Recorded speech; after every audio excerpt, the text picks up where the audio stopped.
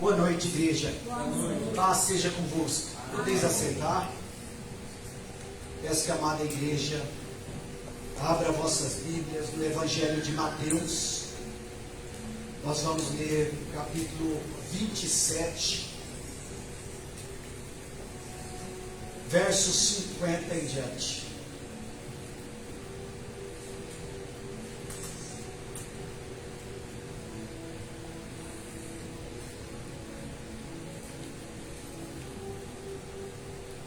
Aleluia. Glória a Deus. Louvado seja o nome do Senhor.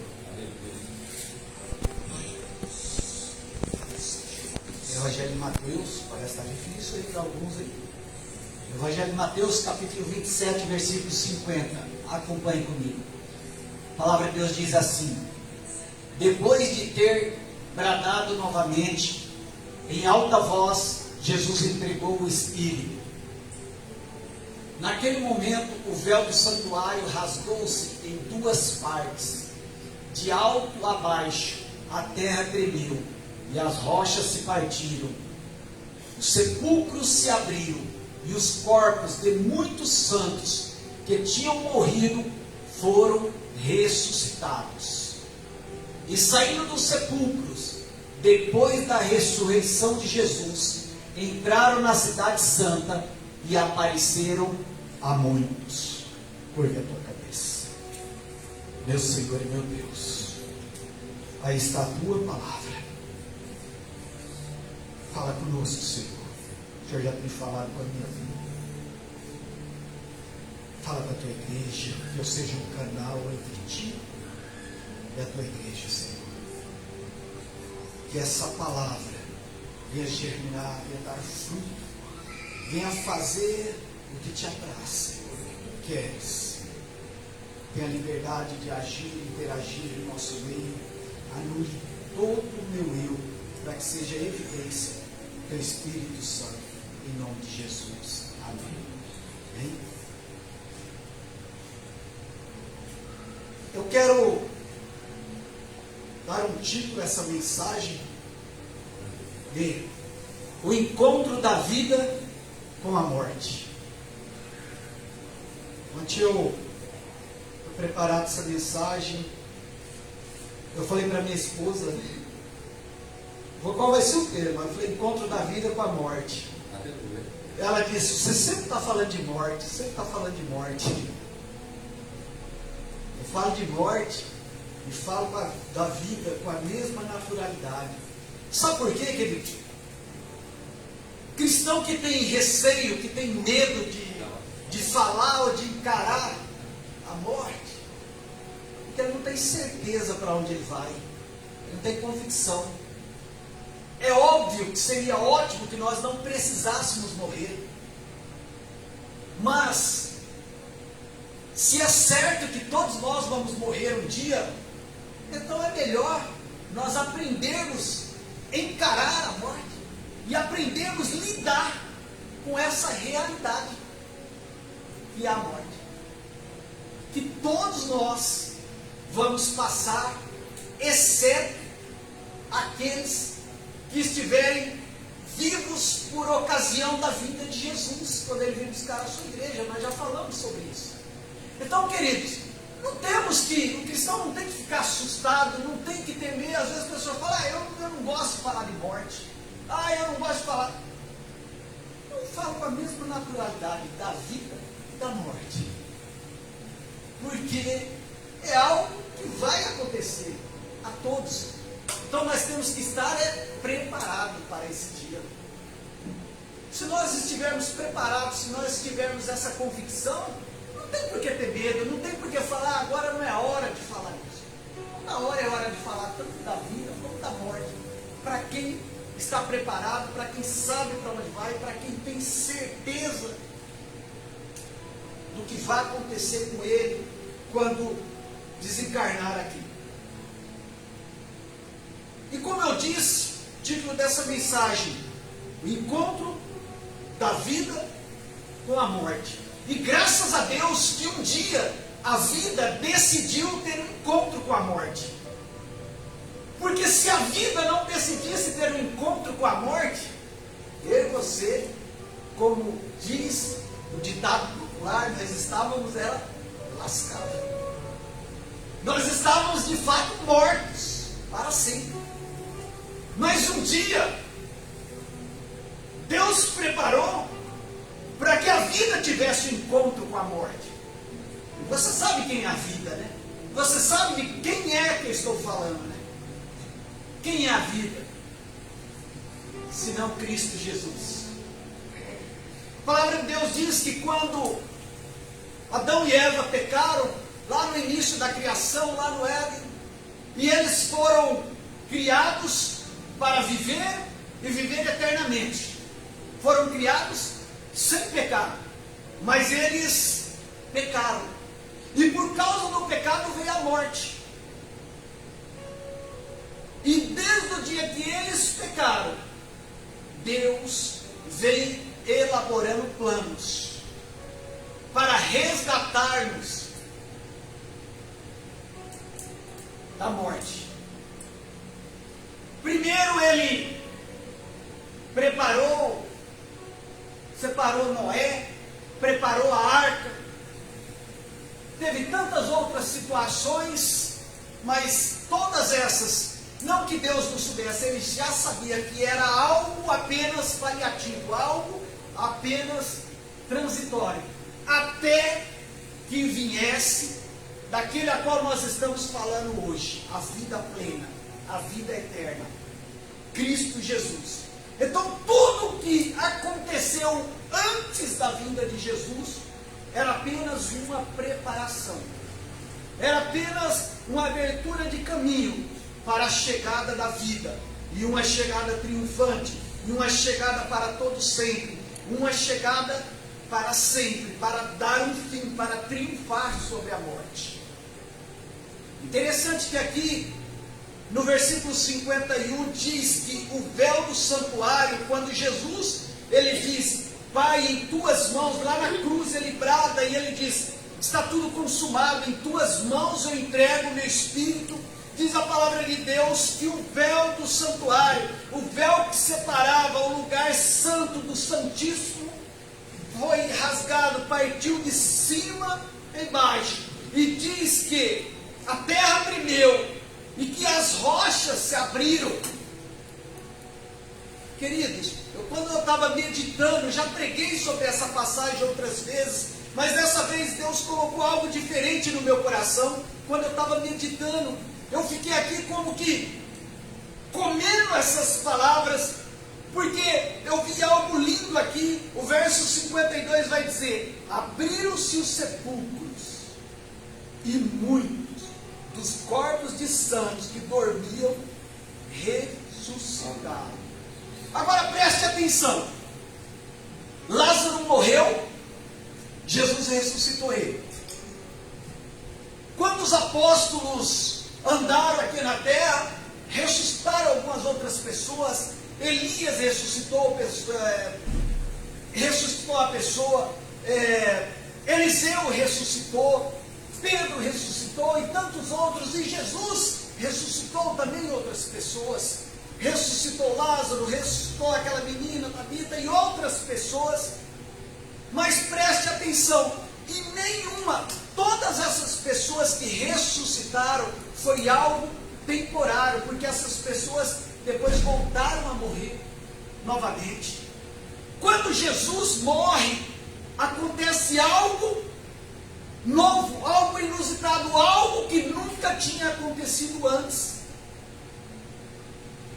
Quando ele morre, a terra treme, as rochas se partem e os sepulcros se abrem. Só que aqui no versículo 52 vai dizer, no finalzinho, os que dormiam ressuscitaram. Mas preste atenção, no verso 53 vai dizer assim, e saindo do sepulcro, quando? Depois da ressurreição de Jesus. Olha que interessante, Lázaro ressuscitou. Quando Lázaro ressuscitou, a terra tremeu, os outros mortos que estavam ali saíram, os sepulcros se abriram, os outros mortos saíram.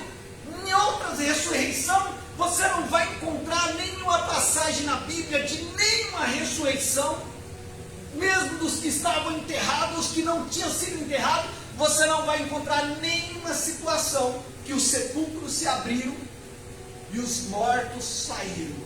Então aqui aconteceu algo novo, aconteceu algo tremendo, mas é interessante que, por ocasião da morte de Jesus ali na sexta-feira, então começa a preparar algo ali, a terra treme, o sepulcro abre, mas os mortos ainda não ressuscitam, porque o verso 53 vai dizer que eles saíram do sepulcro após a ressurreição de Jesus.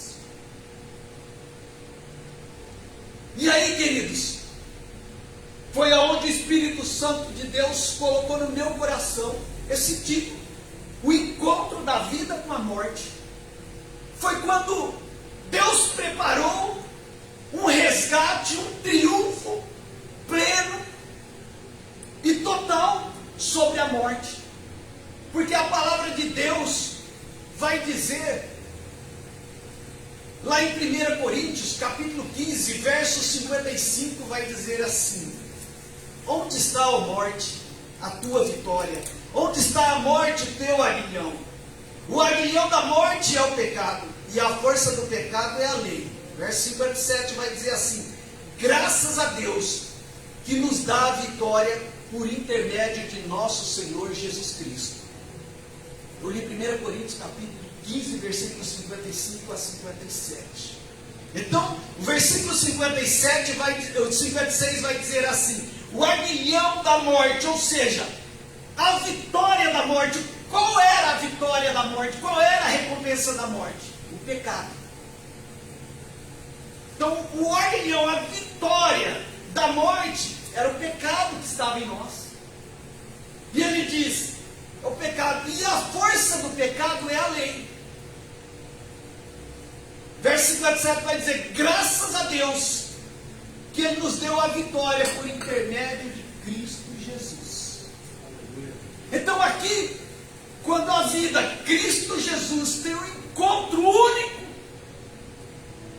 e triunfante sobre a morte, ele vai dizer, porque lá em Efésios 4:8 também vai dizer assim: por isso diz, quando ele subiu às alturas, levou cativo o cativeiro e concedeu dons aos homens. O que precisamos entender? Eu já preguei também sobre aquela passagem, aquela parábola do rico e Lázaro, antes da morte de Jesus, antes da obra expiatória de Jesus. O que acontecia com as pessoas?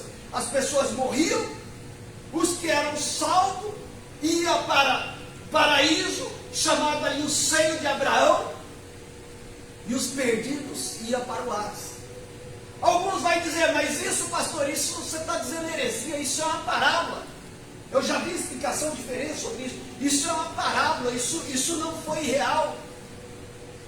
Não foi real, tanto é que Efésios 4:8 vai dizer que Jesus, por ocasião da sua morte, ele desceu às partes mais baixas e ele levou o cativo. O que Jesus foi levar? Ele foi buscar aqueles, Abraão e todos aqueles que morreram. Porque as pessoas, alguns dizem, antigamente, antes de Jesus, as pessoas eram salvas pelas obras. Nunca ninguém foi salvo pelas obras. Sempre as pessoas foram salvos porque criam e esperavam. Hebreus vai dizer que Abraão e todos eles receberam a recompensa da salvação por crerem em Cristo Jesus, mesmo sem ver. Eles morreram crendo que o Messias, que a vida, Cristo Jesus, Deus já tinha preparado, mesmo sem se manifestar em seus tempos. Eles morreram crendo que a obra que ia se manifestar depois deles era para o resgate deles também. Então Jesus foi lá, e aí o que Jesus faz? Tanto é que quando Jesus está pregado na cruz ali ao lado de dois ladrões, um zomba de Jesus, o outro se arrepende e diz, Senhor, quando entrares em teu reino, lembra-te de mim. O que Jesus diz para ele? Hoje mesmo estarás comigo no paraíso. Por quê? Porque Jesus, ele ia descer ali as partes mais baixas, e o paraíso então até então, que era nas partes mais baixas, Jesus estava levando agora para o céu. Você quer ver outra prova? Que eu tenho pregado muito, tenho falado muito disso. Porque a gente fala que quando Jesus vem buscar a sua igreja, nós já falamos sobre isso. Quem que vai vir com Jesus? Vai falar isso que morreram em Cristo, virá com Ele. Então já estão com Jesus. Então Jesus faz essa obra tremenda, faz essa obra linda. Ele vai lá, ele resgata essas pessoas que não estavam em sofrimento, mas estavam ali em um lugar de descanso, esperando, e ele leva. Aí vai ter alguém que vai dizer para você assim: ah, mas a palavra de Deus vai falar que Jesus vai vir julgar e vai dar a sentença e tal, tal, tal. Isso aí ele não fez ainda. Nós já falamos sobre isso também. A palavra de Deus vai nos dizer também que nós morremos e ressuscitamos com Cristo. Literalmente, isso já aconteceu para nós que estamos vivos? Literalmente não, mas simbolicamente sim, nós já estamos plantados, ressuscitados com Cristo, mas isso vai se dar por ocasião. Então, Cristo faz essa obra.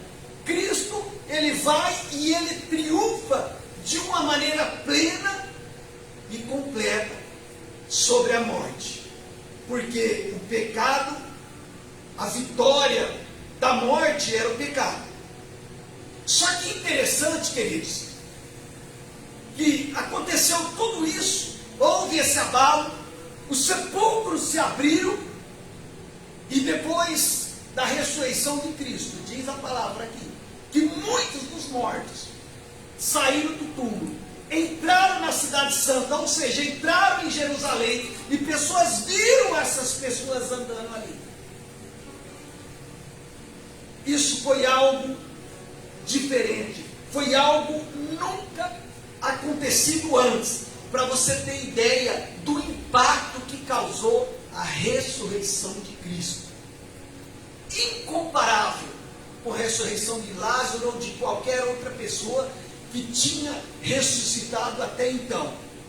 E volto a dizer, todas as pessoas que morreram, que ressuscitaram, até mesmo o Lázaro, foi uma ressurreição temporária, porque depois elas morreram novamente.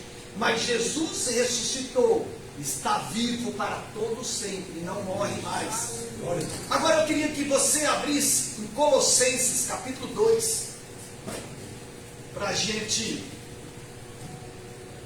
Colossenses capítulo 2, versículo 13 e diante.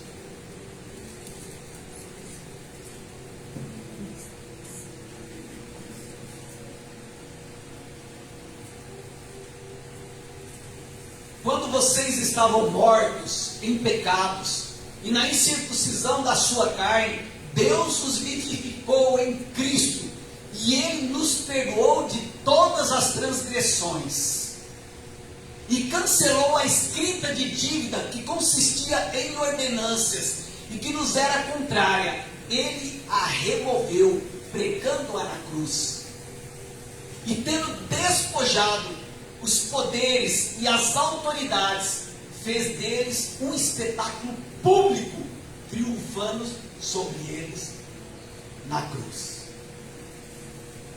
Isso é nosso Jesus, querido. Ele fala que quando nós estávamos mortos por quê? Por causa dos nossos pecados. Ele vai e ele triunfa sobre a morte na cruz. E a escrita que era contrária a nós, ele cancelou, encravando nele mesmo lá na cruz. E ele diz que ele expôs todo o inferno, todo o império da morte, e todas as potestades, ele impôs publicamente. Isso que eu acho lindo. Sabe, queridos, quando eu fico imaginando, quando Jesus morre, quando Jesus entrega seu Espírito ao Pai lá na cruz, e aí o inferno deve ter imaginado, deve ter achado que havia vencido,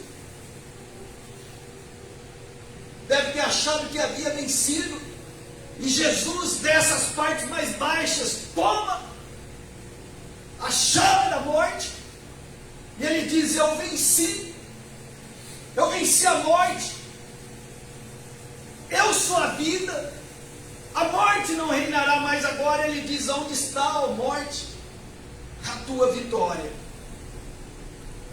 E aí, quando ele ressuscita, várias pessoas ressuscitam junto com ele. O poder da ressurreição, um milagre acontece ali, algo nunca acontecido antes, o quanto abalou. Agora preste atenção, tudo o que aconteceu, todas as pessoas que morreram antes de Cristo, antes da obra de Cristo, os perdidos, os que morreram sem esperança de salvação, os que morreram sem aceitar ali a Cristo, morreram não salvos, já estavam ali entregues de uma certa maneira à morte, por que não dizer, né? Ao inferno. Os salvos estavam ali no seio de Abraão, esperando o resgate de Cristo Jesus.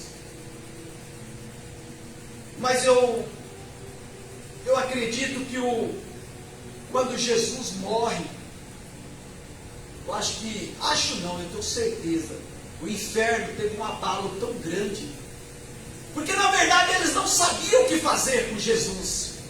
Sabe por quê? Porque a palavra de Jesus diz que ele não tinha, não teve e nunca terá pecado. E o inferno estava acostumado a lidar com o pecado. E aí, dessa sepultura, alguém que não tem pecado. E a morte não estava preparada para lidar com alguém que não tem pecado. Então o que teve que fazer? Teve que devolver Jesus. Não tinha o que fazer, não tinha como segurar Jesus lá. Porque como nós lemos em 1 Coríntios 15, 55, 57, o aguilhão da morte era o quê? A recompensa da morte, a vitória da morte era o quê? O pecado. Mas aí eles se levaram com alguém que chega lá, mas que não tem pecado. Vai fazer o quê? Jesus chega dizendo: eu sou a vida. Eu vim aqui para colocar um ponto final na morte. E aonde ele diz: onde está a morte? O teu aguilhão, onde está a morte? A tua vitória. Então eu queria dizer para você na noite de hoje, quando você, eu já disse isso outras vezes, eu queria repetir, quando você pensa na questão da morte, na questão da partida, eu já disse, antigamente, quando eu pensava na morte, eu ficava muito triste. Eu pensava: como que pode a gente ter que morrer? Mas na verdade, queridos, a semente ela tem que morrer para nascer a árvore, para que ela dê frutos. E é necessário que essa carne morra para que nós ressuscitemos num corpo incorruptível, que é o que diz a palavra de Deus. Porque essa carne aqui é uma carne de pecado, é uma carne que não pode herdar os céus. Mas a palavra de Deus diz que quando nós ressuscitarmos, nós ressuscitaremos num corpo transformado, num corpo glorioso. E eu me alegro muito que nós estávamos cantando um louvor que diz: eu não sei o preço que foi pago pelos meus pecados lá na cruz. Na verdade nós sabemos. A palavra de Deus fala que não foi com ouro, nem com prata, ou coisas corruptíveis, que nós fomos comprados ou resgatados da nossa vã maneira de viver. Mas nós fomos comprados pelo precioso sangue de Jesus. Mas na verdade eu entendo a letra desse hino, porque esse hino na verdade quer expressar, por mais que nós tentamos imaginar, por mais que nós tenhamos uma ideia. Queridos, é a mesma coisa de você chegar ao lado de uma mãe ou de um pai que perdeu um filho E você fala, eu sei a dor, você não sabe. Por mais que a Bíblia nos fale, por mais que a Bíblia nos relate como foi, nós não sabemos de fato o quanto Cristo sofreu pela minha e pela tua vida lá na cruz. Foi com o precioso sangue de Jesus, foi com o precioso sangue dele que ele nos resgatou, que ele nos tirou das trevas para a sua maravilhosa luz. Então eu e você, nós possamos ter esperança, nós possamos ser felizes, nós não devemos deixar nada nos abalar, nem mesmo quando pensamos na nossa partida. Talvez eu esteja falando para pessoas, talvez esteja nos assistindo, que está com uma doença, talvez em estado terminal, mas eu quero te dizer, se Deus quiser, Ele tem poder de te tirar desse estado terminal. Mas se Ele não tirar, Ele tem algo melhor para ti, que é a vida eterna. É só, se você não entregou sua vida para Ele, é só se render aos pés dEle, se entregar a Jesus, confessar e reconhecer Ele como o único Deus, como o único Salvador, como aquele que tem poder de ressuscitar os mortos, aquele que a vida encontrou com a morte, que eu e você vamos enfrentar, mas de uma vez para todo sempre, Ele vai nos levar para a sua maravilhosa luz, e depois disso nós não vamos morrer nunca mais, nós vamos ser eternos. Mas para isso é necessário que reconheçamos Jesus como o único, total e suficiente Salvador, como o dono da vida, como aquele que tem poder sobre a morte, como aquele que chega verdadeiramente e triunfa sobre a morte. Jesus, a vida, Ele se encontrou com a morte, para que o dia que eu e você tivermos que enfrentar, nós tenhamos a certeza e a convicção que estamos nos braços do Pai, que estamos certos para onde vamos, e não temos o que temer, porque Cristo Jesus fez aquilo que nem eu e você, que ninguém poderia fazer, encontrar-se com a morte e continuar vivo. Porque Jesus, o meu e o teu Salvador, se encontrou com a morte, triunfou sobre ela, continua vivo para todo sempre, para que eu e você, naquele dia que nós tivermos que se encontrar, que nós tivermos que enfrentar a morte, nós possamos ter a certeza e a convicção que aquele que é o dono da vida, que aquele que é a vida, já teve um encontro final, um encontro total com a morte, para que eu e você não precise temer a morte, para que eu e você não tenha medo de falar sobre a morte, não tenha medo de pronunciar a palavra morte, porque na verdade, quando nossos corpos físicos morrer, nós vamos estar nascendo para a nossa verdadeira vida, porque a nossa vida não está plantada aqui, a nossa vida está plantada em Cristo Jesus, nos céus. E essa esperança, essa certeza que eu e você temos que ter.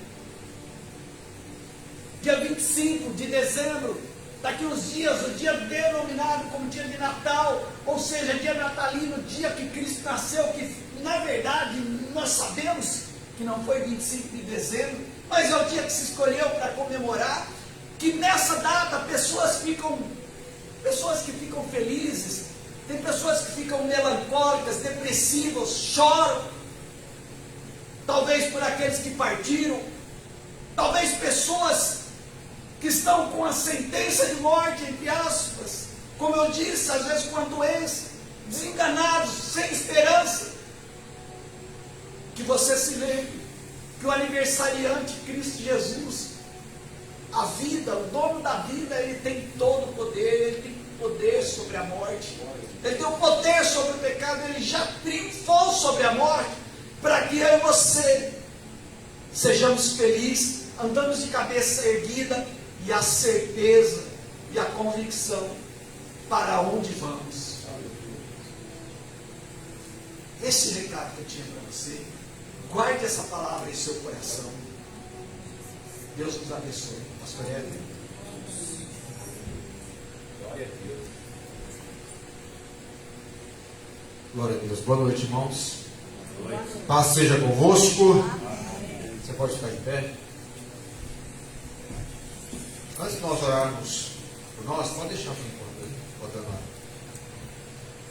Eu quero, junto com a igreja, levantar um clamor em favor da vida do Cleberson, filho da irmã Célia, sobrinho da irmã Giza. Ele está na UTI do hospital, sofreu um AVC, é um jovem. Mas nós cremos em Deus que pode visitar ele neste momento e operar um grande milagre sobre a vida dele. Nós cremos nisso. Como igreja, a Bíblia diz que há poder na oração. Há poder quando nós nos reunimos para orar, para clamar, para apresentar a vida do Cleberson diante do Senhor. O quadro médico não é bom, mas nós cremos no médico e nos médicos que pode reverter toda a situação. Amém? Vamos orar? Todo o seu coração, você possa colocar agora a vida do Cleberson diante do altar do Senhor. Pai, em nome de Jesus, eu quero dirigir a minha oração, Senhor, sobre a vida do Cleberson, meu Deus, que está internado na UTI do Hospital Municipal. Senhor, Tu sabes o que ocorreu com ele, Senhor. Tu sabes o que está acontecendo com ele nesse exato momento, Pai. Que o Teu Espírito Santo possa envolver a vida do Cleberson agora, Senhor. Deus, que o Senhor possa recobrar, ó Deus, sobre a vida dele, ó Pai querido, a saúde, a cura, o milagre, Senhor. Os sinais vitais, Senhor, sejam restabelecidos sobre a vida do Cleberson, Senhor. Assim como nós ouvimos aqui, Senhor, a Tua palavra, dado o momento, Senhor, o Teu servo aqui citou a ressurreição de Lázaro, que o Senhor ressuscitou Lázaro onde estava morto, o Senhor trouxe ele à vida. Nós oramos pelo Cleberson, Senhor. Tira ele desse estado, ó Pai. Ó Deus, restaura agora, Senhor, a vida dele. Deus, todo o coágulo, tudo aquilo, meu Pai, que está acontecendo no cérebro dele, Senhor, seja restaurado para a glória do Teu nome, Senhor. Que ele venha responder, meu Pai, tudo aquilo que os médicos estão ali, Senhor, fazendo com a vida dele, Senhor. Que ele possa, meu Pai querido, se assim for a Tua vontade, se assim o Senhor permitir, ele possa voltar, possa retornar, Senhor, possa ser restabelecido e possa voltar para a Tua casa, para a Tua família, Senhor. Também oramos, Senhor, pela vida da irmã Célia, pela vida do irmão José, Senhor. Ó Deus, pela vida da Tainá, Senhor. Deus, a família, Senhor. Que o Senhor esteja sustentando, que o Senhor esteja dando graça, que o Senhor esteja ali, Senhor, trazendo, meu Pai, a Tua confiança. Que tudo, Senhor, segundo o Teu querer e a Tua vontade será restabelecido.